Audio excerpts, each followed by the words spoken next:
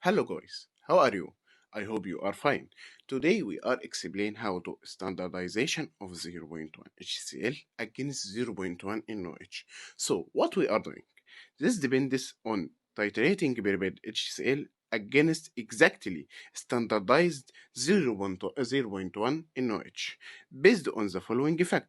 Solution of equal normalities react together in equal volume. So what we are doing? First, into a conical flask, transfer 10 ml from prepared zero point 0.1 HCl, add 10 drops of phenolphthalein.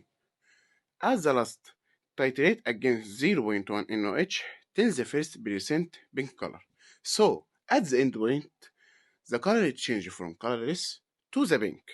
So, how we are calculate the standardization factor?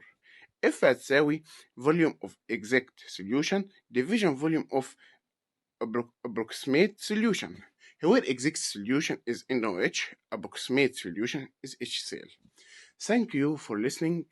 This presentation done by مصطفى محمد عبد المنصور نوار، أبا نوب صابر فايق، أحمد حمد عبد الكريم، حازم مجد.